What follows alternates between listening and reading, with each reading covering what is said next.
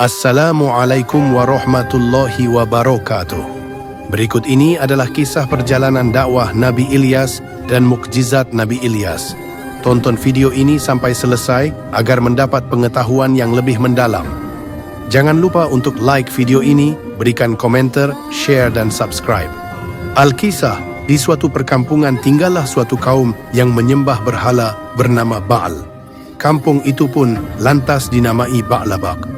Allah Subhanahu wa Ta'ala kemudian mengutus seorang nabi untuk menyerukan tauhid kepada mereka. Nabi Ilyas adalah keturunan keempat Nabi Harun dengan nama lengkap Ilyas bin Finhash bin Azar bin Harun bin Imran bin Qahits bin Aziz bin Lawai bin Ya'qub bin Ishaq bin Ibrahim. Nabi Ilyas diutus oleh Allah Subhanahu wa Ta'ala untuk mengingatkan kaum Bani Israel yang membangkang karena menyembah berhala. Nabi Ilyas berdakwah agar umatnya meninggalkan kebiasaan buruknya, yaitu menyembah berhala.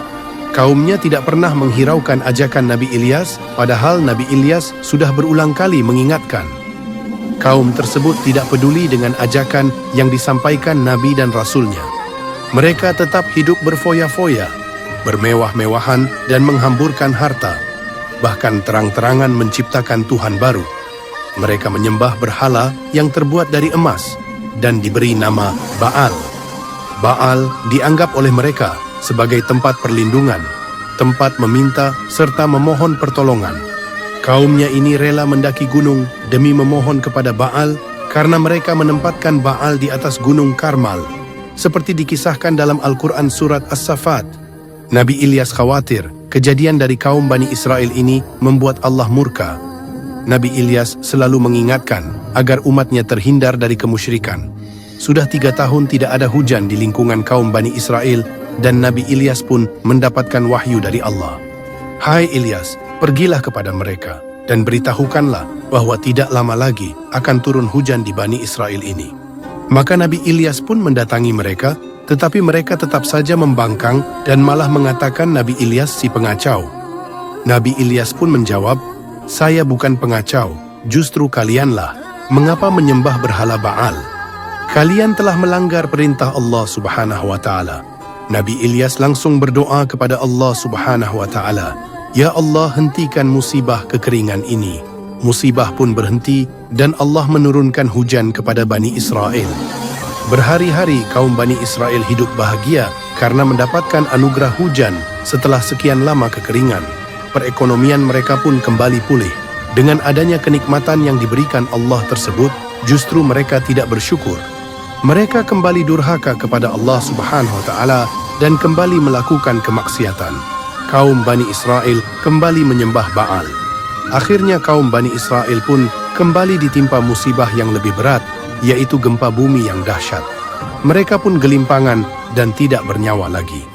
Nabi Ilyas dan orang-orang beriman selamat dari musibah tersebut karena sudah terlebih dahulu meninggalkan negeri tersebut. Nabi Ilyas menunjukkan sikap sabar dalam menghadapi umatnya yang pembangkang dan durhaka. Nabi Ilyas tidak menyerah dan selalu mengajak kebaikan. Sudah sepantasnya sikap teladan ini kita teladani dan menirunya. Dalam tafsir Ibnu Katsir telah diriwayatkan mengenai silsilah keluarga dari Nabi Ilyas. Berawal dari kisah Nabi Harun yang merupakan leluhur dari Nabi Ilyas. Harun diangkat menjadi nabi oleh Allah Subhanahu wa Ta'ala pada masa Nabi Musa.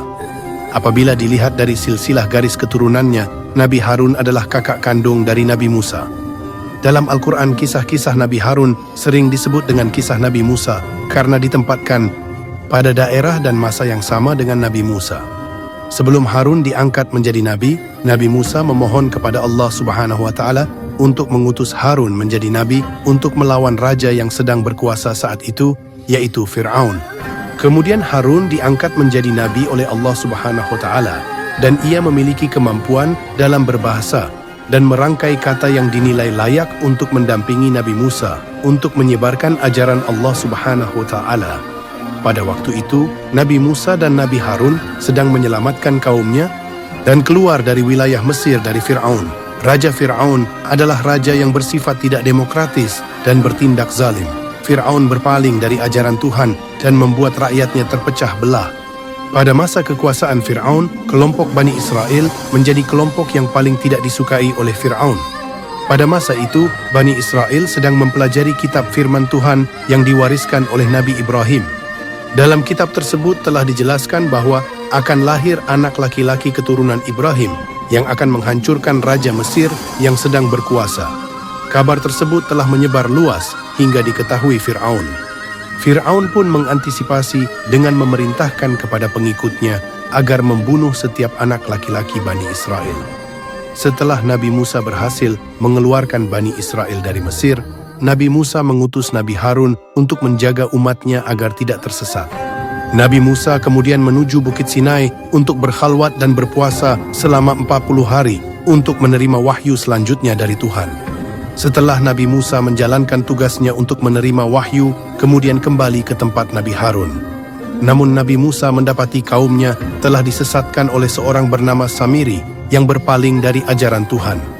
Kemudian Nabi Musa memerintahkan 70 orang terbaik dari kaum tersebut untuk pergi ke Bukit Sinai agar bertaubat mewakili seluruh kaumnya yang telah menyimpang dan ditemani Nabi Musa. Setelah sampai, mereka harus bersujud dan memohon ampun kepada Tuhan. Lalu timbul pertanyaan dari kaum tersebut untuk meminta melihat Tuhan secara langsung. Apabila tidak melihat, mereka tidak akan menyembah Tuhan. Sebagai jawaban, Tuhan pun menurunkan petir kepada 70 orang tersebut dan merenggut nyawa mereka. Nabi Musa pun akhirnya memohon kepada Tuhan agar kaumnya tersebut dihidupkan kembali dan memohon ampun, akhirnya dihidupkan kembali dan berjanji untuk mentaati perintah yang dibenarkan oleh Tuhan. Perjuangan para nabi yang menghadapi kaum Bani Israel setelah Nabi Harun berlanjut kepada keturunannya, kepada Nabi Ilyas.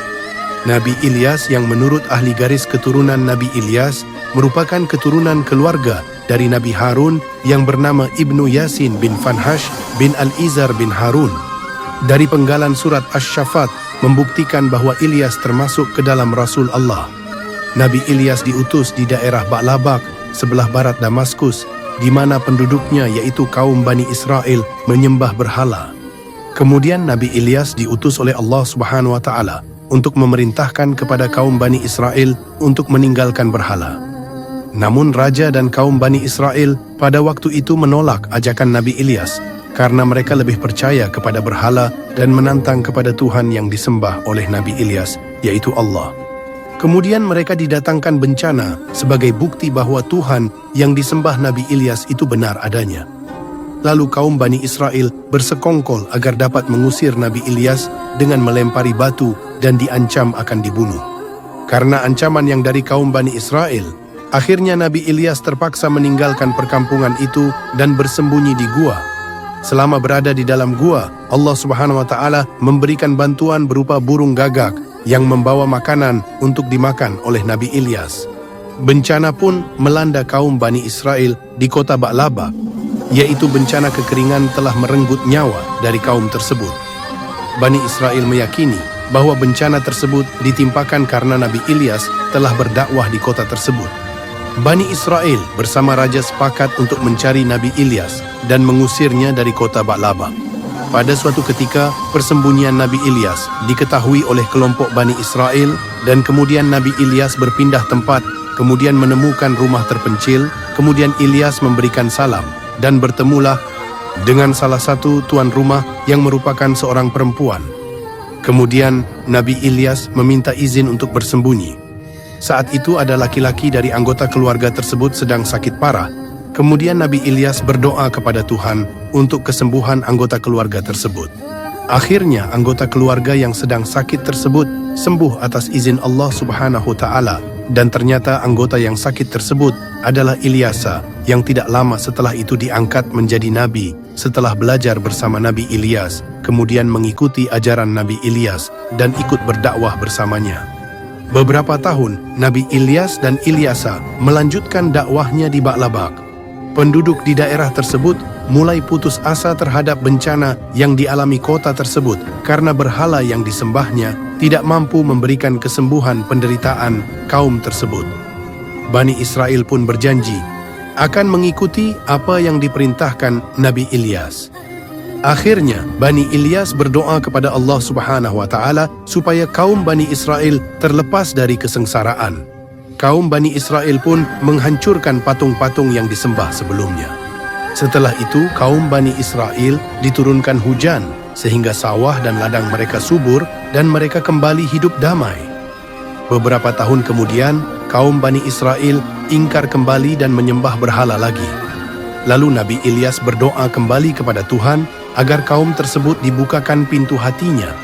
Namun akhirnya bencana kekeringan melanda kaum Bani Israel dan kemudian Nabi Ilyas meninggalkan kaumnya dari kampung tersebut.